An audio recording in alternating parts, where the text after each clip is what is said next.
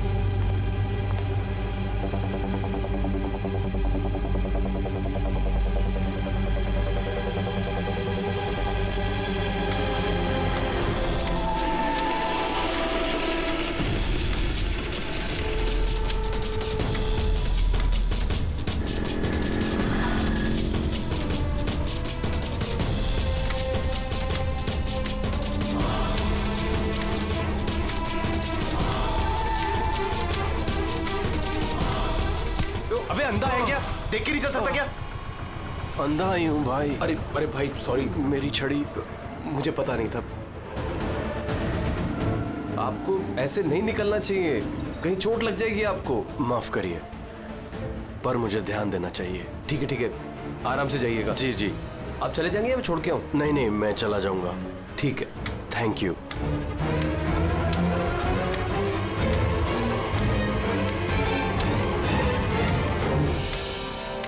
क्या हो गया यार, ये इतना दर्द क्यों हो रहा है?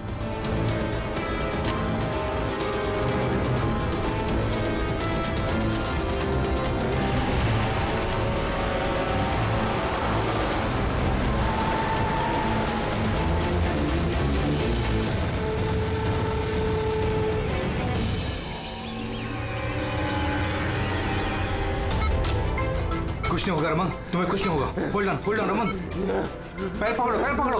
डॉक्टर इंजेक्शन, जल्दी फास्ट, क्विकली। डॉक्टर इंजेक्शन दो जल्दी।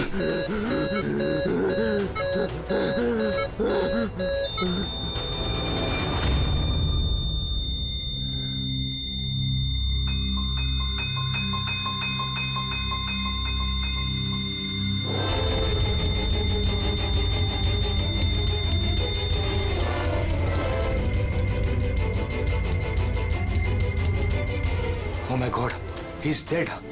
और इनकी मौत नेचुरल भी नहीं है। अब क्या? I know Priya, it's a murder. और मैंने डॉक्टर सालुंके को इस केस के बारे में सब कुछ पहले से बता दिया था। अब तक तो उन्होंने फाइंड आउट कर भी लिया होगा कि रमन की मौत की वजह क्या होगी। जहर? रमन की मौत जहर से हुई है? हाँ बॉस, बहुत खतरनाक जहर है। ये पहले इंसान के दिमाग पर असर करता है। पहले डिलेरियम, फोटोफोबिया, एमनेशिया। उसके बाद ये जहर इंसान के बाकी के अंगों पर असर करता है। बाकी के अंग धीरे धीरे काम करना बंद कर देते हैं और इंसान की मौत हो जाती है। सर उनके साहब, इसका कोई एंटीडोट तो होगा ना? हर जहर का एंटीडोट होता है फ्रेडी, लेकिन उसके लिए हमें उस जहर के बारे में पूरी जानकारी होनी चाहिए। बस ये जहर आसानी से पकड़ में नहीं आता है। मुझे भी बहुत सारे टेस्ट करने पड़े इसे ढूंढने के लिए। सर, जहर दे के मारना एक अलग बात है, और ऐसा जहर देना जिससे इस तरह तड़प तड़प के मरे, ये जरा चौंकाने वाली बात नहीं लगती? लेकिन ये जो भी कोई है, ऐसी नफरत करता था रमन के साथ कि उसने उसे ऐसी खतरनाक मौत दे दी। समझ में नहीं आता कौन हो सकता है ये, कौन होगा? कोई भी हो सकता है सर। सर, रमन को जुए की लत थी। क्रिकेट, रेस कोर्स, सट्टा, हर तरह का जुआ। और इसी चक्कर में वो 5 करोड़ के कर्जे में था। 5 करोड़? 5 करोड़? हाँ सर, उसको धमकी भरे मैसेजेस भी आए थे। उसके फोन रिकॉर्ड्स में ऐसे कई सारे मैसेजेस हैं जो उसको बुकीज और सट्टेबाजों ने भेजे। ये देखिए सर, हो सकता है इन्हीं में से किसी की धमकी सच साबित हो गई होगी। पता नहीं, पर जिस तरह से इसको मारा है सर, लगता तो नहीं है किसी बुकी का काम है। फिर भी इन्हें बुलाना तो पड़ेगा, शायद कुछ पता चल जाए। हाँ। Hello ACP Pradyuman. अच्छा, ठीक है।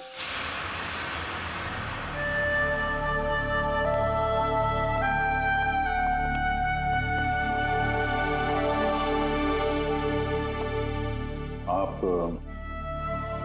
रमन का चचेरा भाई हितेन। हितेन, किसी ने रमन का खून कर दिया है। क्या लगता है आपको, किसने किया होगा? मुझे नहीं पता सर। बुरे काम का बुरा नतीजा, एक ना एक दिन तो ये सब होना ही था सर। अब किसने किया, कैसे किया, ये तो नहीं पता सर। लेकिन इतने सारे लोगों से दुश्मनी, इतने सारे लोगों का कर्जा, उन्हीं में से किसी ने सर। अच्छा, आपके अलावा परिवार में इनका और कौन? माँ है इसकी, लेकिन अब वो कहाँ पर है ये मुझे नहीं पता। ठीक है हितेन, हमारी इन्वेस्टिगेशन अभी चल रही है, तो बॉडी अभी यहीं रहेगी हमारे पास। आप अपना कॉन्टैक्ट नंबर वहाँ लिखवा दीजिएगा, जरूरत पड़ेगी तो आपको तकलीफ देंगे। जी सर।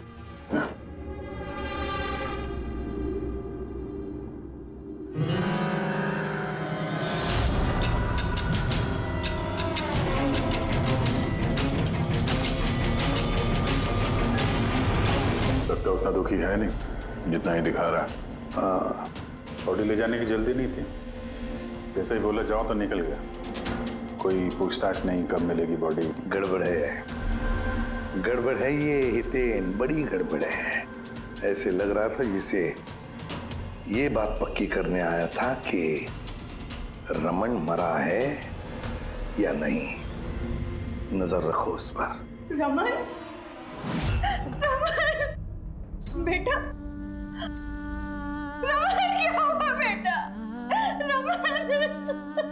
मैम, आप बेटा है मेरा रमन, माँ हूँ मैं इसकी वसुंधरा। बेटा क्या हुआ?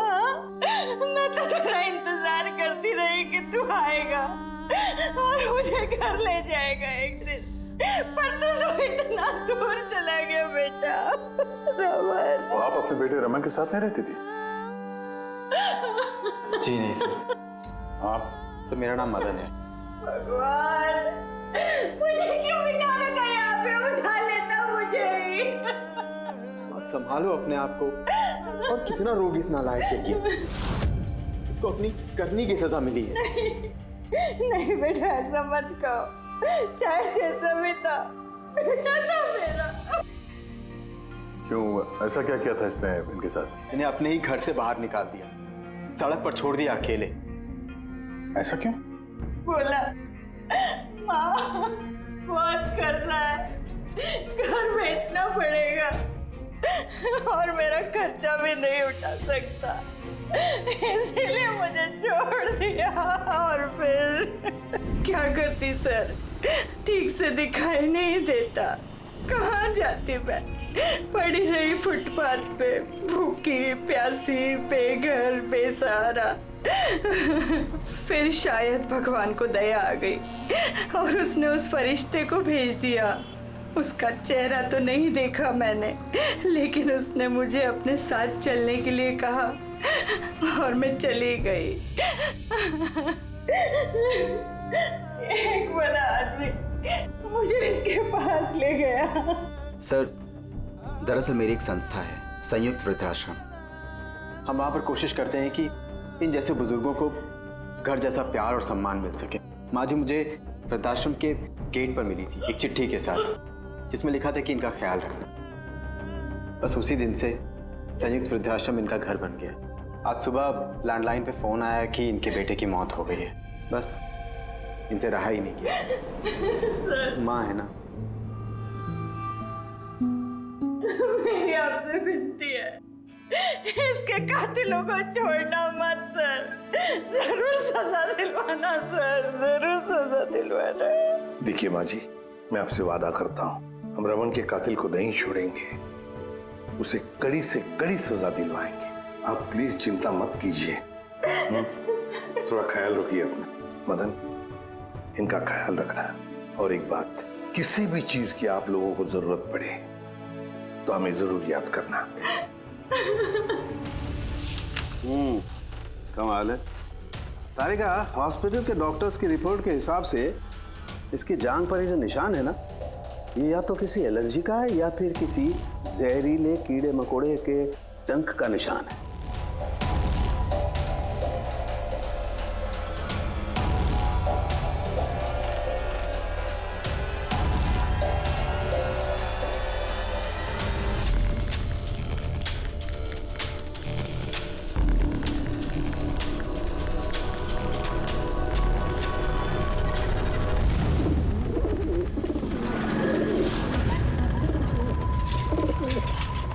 सर, इस हितेन की हरकतें ठीक नहीं लग रही है सर। ऐसे ऐसे लोगों के साथ उसका उठना बैठना है, उस पर शक करना बनता है सर। एक और बात है सर, कुछ समय पहले ये रमन ने उसे अपने घर से निकाल दिया था।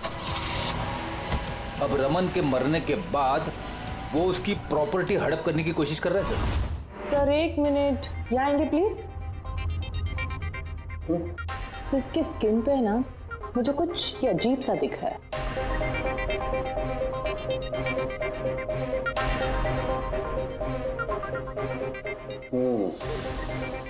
तारिका, ये जो अजीब सी चीज है ना, दरअसल ये पैराफिन है। पैराफिन? मोम। अरे तो इसका मतलब वो जहर इसके थाई में नहीं इंजेक्ट किया गया? किया गया, वो जहर इसकी थाई में ही इंजेक्ट किया। तो फिर ये मोम कहाँ से आया? मोम कहाँ से आया? तारिका, यहाँ से खूनी ने जहर इंजेक्ट किया। दरअसल ये जहर मोम से, पैराफिन से कोटेड था, इसीलिए इसकी इस चमड़ी पर भी और इसके खून में भी हमें पैराफिन मिला है। क्योंकि खूनी नहीं चाहता था कि ये जहर तुरंत इसके शरीर में जाकर के असर दिखाए, इसलिए उसने इसे कोट कर दिया। और ये जो जहर है, एस्कोमाइन, ये एक बायो पॉइजन है, जैविक जहर। खूनी ने इसे मोम से कोट किया, इसके शरीर में इंजेक्ट किया और फिर इसके शरीर की गर्मी से मोम पिघलने लगा और वो जहर इसके खून में मिलकर के अपना असर दिखाने लगा। मतलब ये जहर किसी लिक्विड फॉर्म में नहीं, बल्कि पैलेट यानी छोटी गोली के फॉर्म में इसके शरीर में डाला गया है। एग्जैक्टली।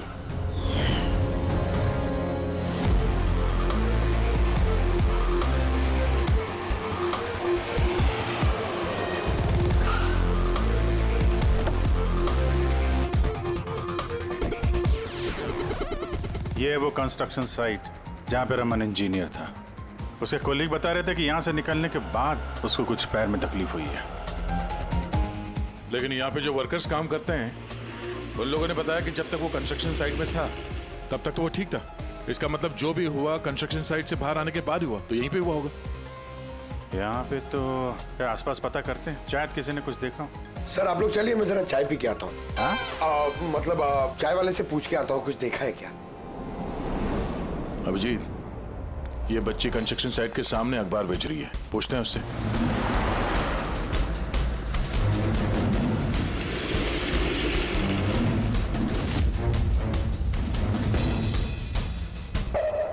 क्या नाम है बेटा आपका?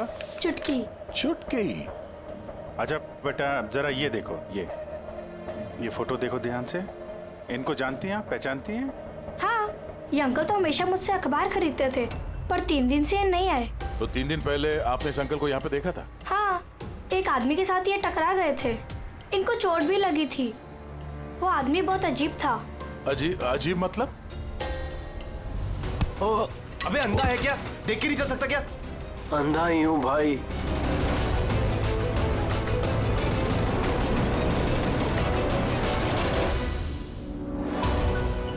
क्या हो गया यार? दर्द क्यों हो रहा?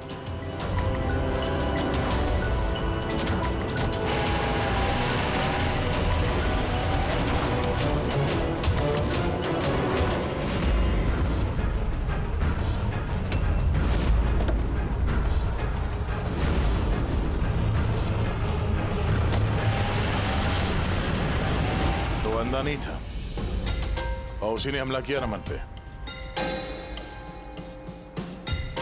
अच्छा बेटा, आप वो जो अंकल थे उनको पहचान सकते हो? देखा था आपने उनको ठीक से? नहीं। अच्छा वो कार का नंबर देखा आपने? नहीं अंकल, वो अंकल को कार चलाते देख मैं एकदम चौंक गई थी, इसलिए कार का नंबर याद नहीं है। पर क्या बात है अंकल, इंजीनियर अंकल ठीक तो है ना? नहीं बेटा, उन्हें कुछ नहीं हुआ। वो अभी किसी दूसरे कंस्ट्रक्शन साइट पे चले गए, अब वो यहाँ पर नहीं आएंगे। Thank you. हैं आप इस समय अखबार बेच रही हो, स्कूल नहीं जाती आप?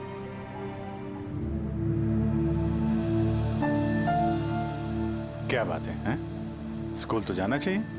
आप कितनी इंटेलिजेंट लड़की हो। एक्चुअली हर बच्चे को स्कूल जाना चाहिए और आपको भी जाना चाहिए। पर स्कूल जाने के लिए बहुत सारे पैसे चाहिए ना अंकल, मेरे पास पैसे नहीं है। बेटा अगर आपको पैसे ना देना पड़े तो आप स्कूल जाएंगी? हाँ अंकल, जरूर जाऊंगी, मुझे पढ़ना है।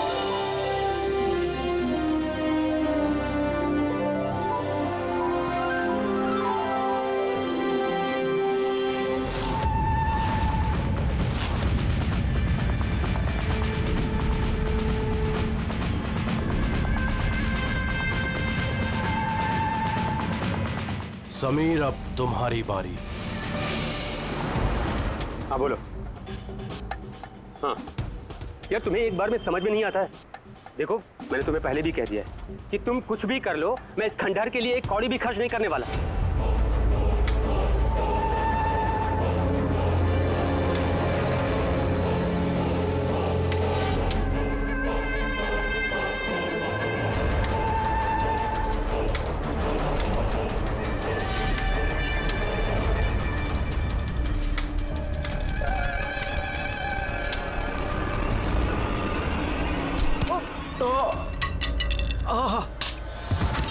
ओए, दिखा नहीं दे। मेरी छड़ी। मेरी छड़ी। सॉरी। अब आपको कहीं लगी तो नहीं? आप ठीक है ना? मैं आपको कहीं ड्रॉप कर दूं? नहीं, मैं ठीक हूँ, मैं चला जाऊंगा। आप ठीक है ना? नहीं, I'm okay। आप संभाल के जाइए। हाँ जी, आप संभाल के जाइए। Okay, thank you.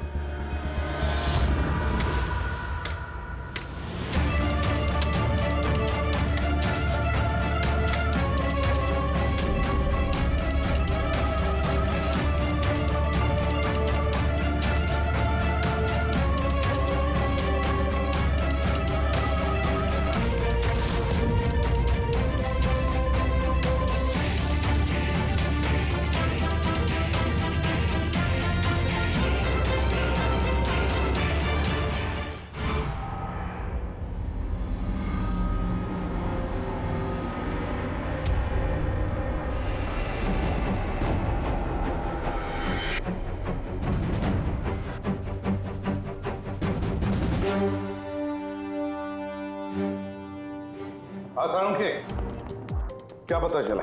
बस इस आदमी को जो जहर दिया गया ना, वो भी किसी पौधे से ही बनाया गया है। क्या? ये भी किसी पौधे से? हाँ बस, लेकिन ये कौन सा जहर है, ये अभी तारिका पता कर रही है। इस जहर का नाम है रिकिनस कम्युनिस, और ये जहर पहले वाले जहर से भी बहुत ज्यादा तेज और खतरनाक है। रिकिनस, ये किसी पौधे का नाम है क्या? हाँ फ्रेडी, ये किसी पौधे का नाम है, और बॉस ये कोई आम पौधा नहीं है, बहुत मुश्किल से मिलता है। और खूनी जो कोई भी हो बॉस, उसे पौधों के बारे में बड़ी अच्छी जानकारी है। हाँ, जानकारी तो होनी चाहिए पौधों के बारे में, तभी तो। लेकिन सर, इन हत्याओं की वजह क्या है? ना तो हमें रमन की हत्या का कारण पता है और ना समीर का, और दूर दूर तक इन दोनों का एक दूसरे से कोई संबंध ही नहीं है। सर, समीर और रमन के बीच में एक चीज तो कॉमन है। क्या? माय गॉड, तो ये है वो कड़ी जो समीर और रमन को जोड़ती है। तो क्या दोनों ने एक ही गलती की?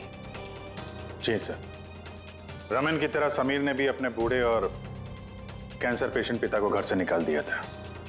हमने उनके बारे में छानबीन की और एक ऐसे शख्स से मिले जिन्होंने समीर के पिता को ढूंढने में मदद भी की और इस केस को एक नया मोड़ दिया। कौन है वो? सर, ये डॉक्टर दिनेश है। Hello sir. कैंसर सेंटर के चोड़ी। समीर के पिताजी का इलाज यही कर रहे थे। डॉक्टर दिनेश, जरा एक बात समझाइए।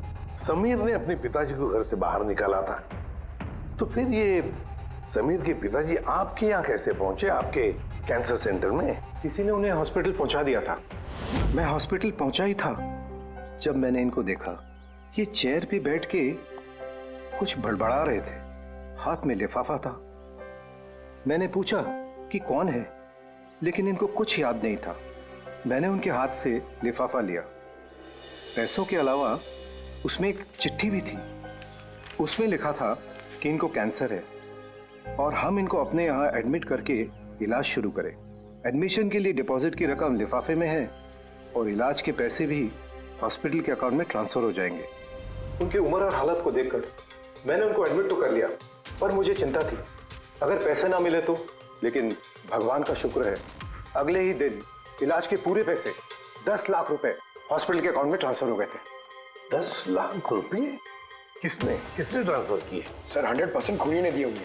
सर, बैंक डिटेल से पता चल जाएगा।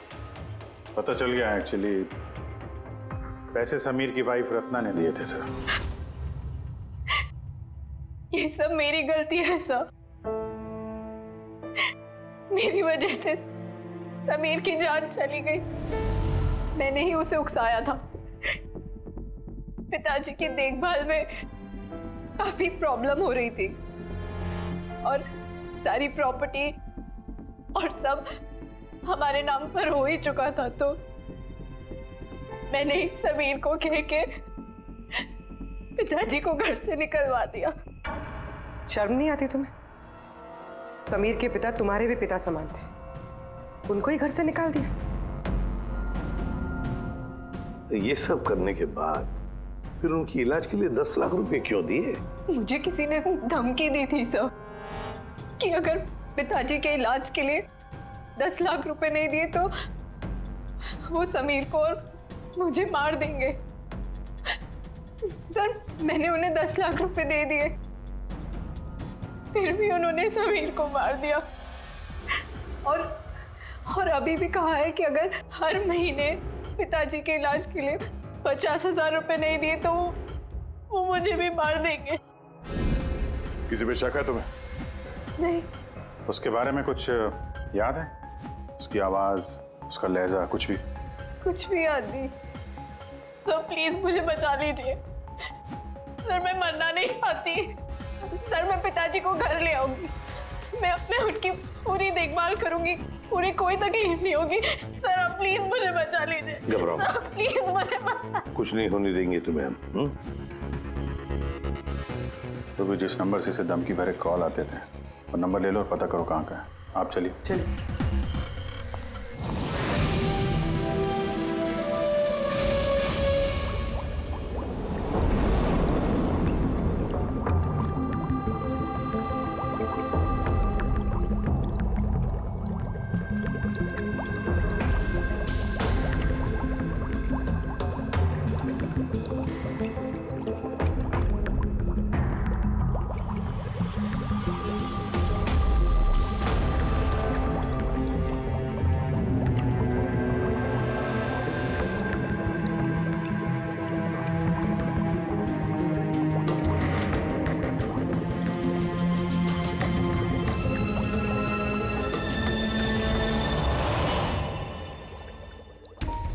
सर हमने इतने सारे एंटीडोट्स बना लिए, लेकिन इसकी क्या गारंटी है कि खूनी इन्हीं में से किसी जहर का इस्तेमाल करेगा। अब कुछ भी हो जाए, हम खूनी का दिमाग तो नहीं पढ़ सकते ना। तुम्हारी बात बिल्कुल ठीक है तारिका, लेकिन एक बात समझो, खूनी इन पौधों का जहर निकाल करके इस्तेमाल कर रहा है, इन पौधों का, पहले से भी ज्यादा तेज हर बार। तो हमें हमेशा चौकन्ना रहना पड़ेगा, पता नहीं वो अगली बार कौन से पौधे का जहर किस पर इस्तेमाल करे, पता नहीं किस पर, कब, कहां, कैसे, किस पौधे का, पता नहीं।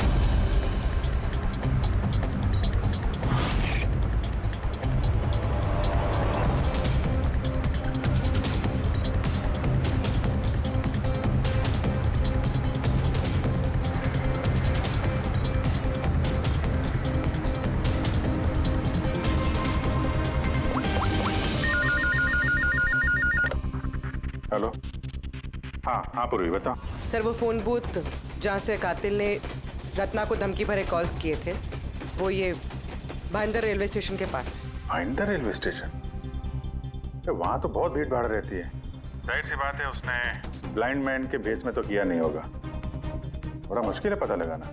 सर किसी को कुछ पता तो नहीं है, लेकिन एक खास बात यह है कि ये कॉल्स सुबह 11 से 12 के बीच किए गए हैं और रेलवे स्टेशन के पास एक बस स्टैंड भी है जहाँ से बस जाती है पुणे। बस स्टैंड भी पास में ही है, तो ट्रेन से भी जा सकता है और बस से भी। चलो कोई बात नहीं, देखते हैं। भाईंदर, इसका मतलब कि खूनी मुंबई से ही है और सिर्फ समीर का खून करने के लिए पुणे गया था। तो पुणे वो ट्रेन से गया होगा या फिर बस से या फिर कोई प्राइवेट गाड़ी या फिर खुद की गाड़ी से। वही तो सर, खूनी को पता था कि हम लोग रत्ना तक पहुंच जाएंगे और ये कॉल वाली बात खुलेगी, इसलिए वो हमें गुमराह कर रहा है सर। खेल खेल रहा है हमारे साथ। हाँ, खेल खेल रहा है। मगर सर हम लोग खूनी तक पहुंचेंगे कैसे? हमारे पास उसके खिलाफ तो कोई इंफॉर्मेशन है ही नहीं और हमें यह भी नहीं पता है कि उसका अगला शिकार कौन होने वाला है। पंकज, इससे पहले कि खूनी अपनी शिकार तक पहुंचे, हम शिकार उसके सामने डाल देंगे। ये घटना आज सुबह 10 बजे की है। मुंबई के गोरेगांव रेलवे स्टेशन पर एक बुजुर्ग ने रेल के नीचे आकर अपनी जान देने की कोशिश की। वहां मौजूद लोगों ने उन्हें बचा लिया। आइए जानते हैं कि आखिर वो क्या वजह है जिसने एक बुजुर्ग को ये करने पर मजबूर कर दिया। क्यों पकड़ के रखा हुआ है? छोड़ दो मुझे, मैं नहीं जीना चाहता हूँ। क्या करूंगा मैं जी करके? लेकिन आपके साथ हुआ क्या है? आखिर आप क्यों मरना चाहते हैं? क्या हुआ? मेरे साथ क्या हुआ? मुझे मेरे इकलौते बेटे ने घर से बाहर निकाल दिया, अकेले करके। मैंने अपने बच्चे को इतने प्यार से पाला पोसा और उसने मुझे घर से बाहर निकाल दिया। ये तो बड़े दुख की बात है। आखिर क्या हो गया हमारी आजकल की पीढ़ी को? आपका बेटा करता क्या है? क्या करता है? स्कूल जाता है।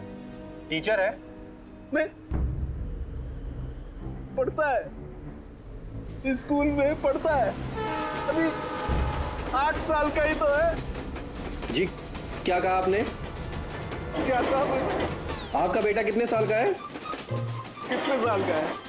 आपने कहा 8 साल का है। मेरा बेटा 8 साल का है, उसने मुझे घर से बाहर निकाल दिया। मैं मर जाऊंगा। सुना आपने? इनका दावा है कि इनके 8 साल के बेटे ने इनको घर से बाहर निकाल दिया। आखिर क्या वजह है? कौन है ये 8 साल का बच्चा? रेल की पटरी पर जान देने की कोशिश करने वाले बुजुर्ग के 8 साल के बेटे का पता चल गया है। वो दरअसल 33 साल का सॉफ्टवेयर इंजीनियर है। बुजुर्ग की दिमागी हालत ठीक नहीं है, इसलिए अब भी वो उसे 8 साल का बच्चा ही समझते हैं। उनका बेटा अमेरिका में रहता है और उसने उन्हें घर से बाहर निकाल दिया है। उसके बाद ही बुजुर्ग ने अपनी जान देने की कोशिश की। आइए उनके बेटे से ही पूछते कि उन्होंने आखिर ऐसा क्यों किया। सर एक सवाल सर, क्या ये सच है कि आपने अपने पिताजी को घर से बाहर निकाल दिया है? हाँ ये सच है। सर आखिर आपने ऐसा क्यों किया? आपको एक बार भी बुरा नहीं लगा? हाँ निकाला मैंने और बुरा भी नहीं लगा। आप जानते हैं इनको? आपने कभी झेला इनको? इनको अल्जाइमर्स की बीमारी है। मैं पागल हो गया उनका ख्याल रखते रखते। मेरी खुद की एक लाइफ है, मेरी वाइफ है, मेरी फैमिली है। मैं क्या करूं? कब तक पैसे दे के इनका ट्रीटमेंट का काम कराते रहूं? मैं पैसे नहीं है मेरे पास, सब खत्म हो गया। अरे यहाँ से, अरे छोड़ दो मेरा पीछा, मेरे दूर चले जाओ मुझसे। परेशान हो गया हूं आपसे मैं। ये तमाशा देखो खड़ा कर दिया। खुश हो गए? चले जाओ मुझे छोड़ के यार। Sir sir sir sir sir sir कभी आप भी तो छोटे थे ना। इन्होंने आपको पाल पोस के बड़ा किया, इस लायक बनाया और आपने इन्हें घर से ही बाहर निकाल दिया। तुमको बहुत प्यार आ रहा है? हाँ? जा अडॉप्ट कर ले जाके। दिमाग खराब मत करो मेरा। तुमको जो करना था ना तुमने आके कर लिया बवाल खड़ा। प्यार भी मिल गई ना तुमको, पैसे कमा लिए ना। हटो यहाँ से। तो देखा आपने कि किस तरह एक लड़के ने अपने बाप को घर से बाहर निकाल दिया। अब ये बेचारे बुजुर्ग कहाँ जाएंगे, किसके सारे जाएंगे? इन्होंने अपनी सारी पूंजी अपने लड़के पे लगा दी और आज इनके लड़के ने इनको घर से ही बाहर निकाल दिया।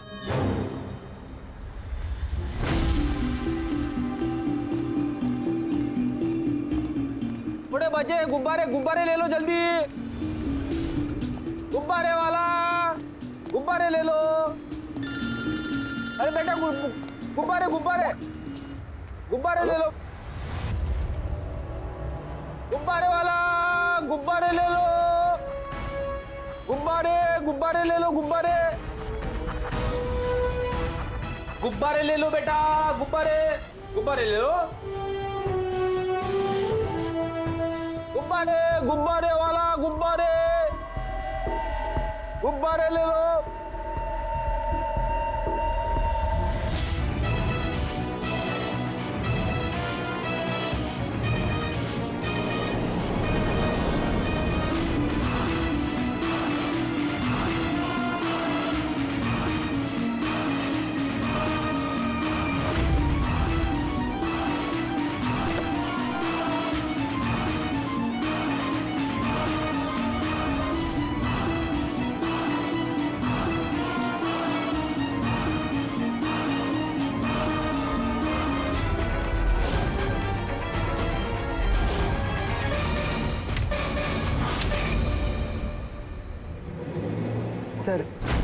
सर एक अंधा बिल्डिंग की तरफ आ रहा है।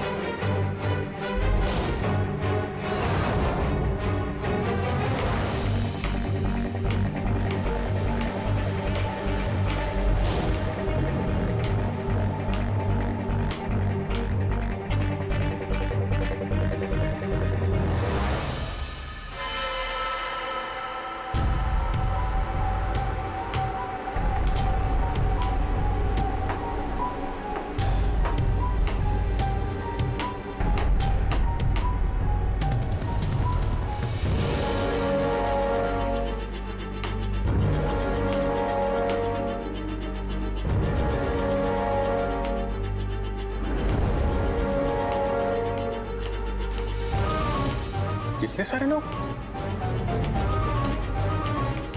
सर इतने सारे अंधे एक साथ? हमने तो एक सोचा था, यहाँ तो 8-10 निकले। लगता है ये कोई चाल है। आप लोगों को जाना कहाँ है? एक मिनट आप लोग रुकिए। एक मिनट, यहाँ कैसे आ गए आप लोग? आइए। ये आप सब कहाँ हैं आप लोग? यहाँ क्या बात है? क्या हुआ? यहाँ आंखों का फ्री चेकअप होने वाला है।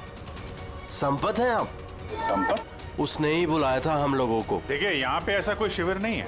कौन संपत कौन है? किसने बुलाया आपको? उसने ही तो बुलाया था यहाँ।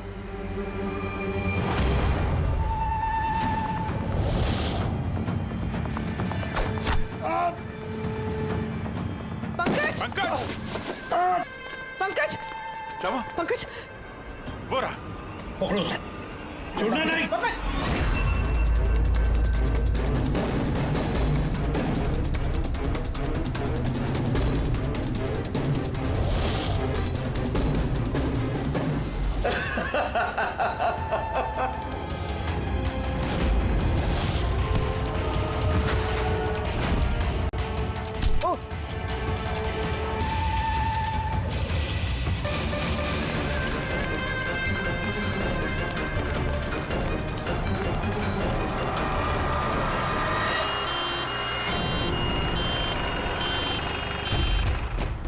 आजा, जल्दी आजा। पंकज तुझे कुछ नहीं होगा। पंकज इसे एम्बुलेंस में लेके चलो।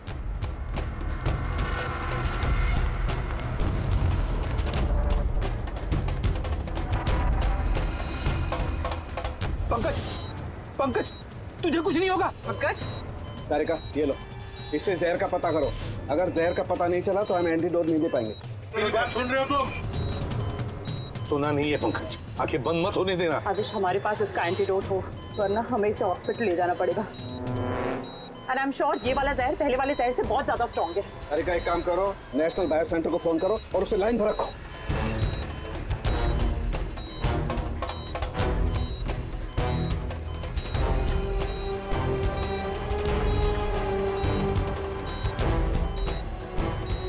Pankaj, don't worry, Pankaj.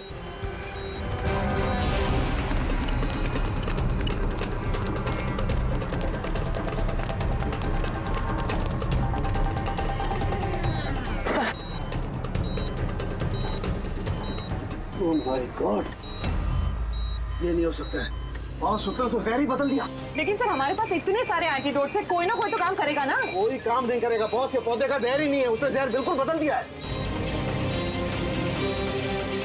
अब क्या होगा सौरभ? करना कुछ यार। पंकज, पंकज, कीप ब्रीदिंग, सब ठीक हो जाएगा। हाँ,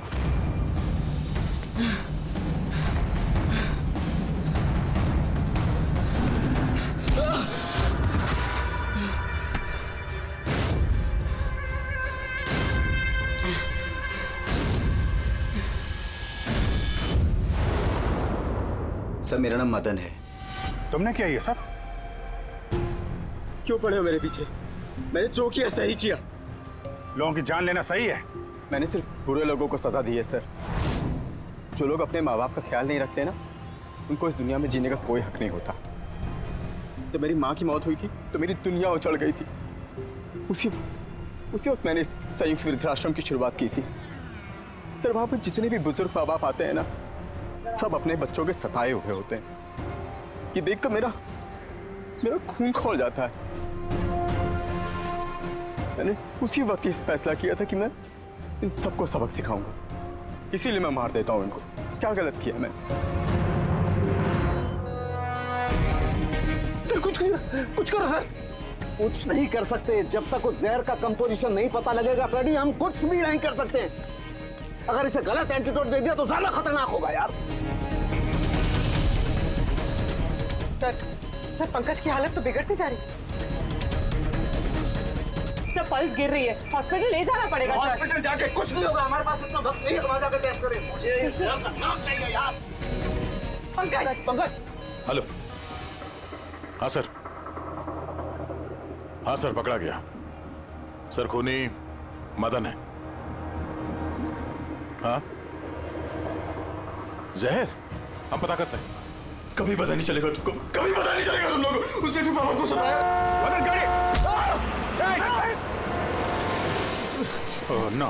मदन, मदन, मदन, मदन, एम्बुलेंस बुलाना पड़ेगा, जल्दी। नहीं सर, कोई फायदा नहीं है।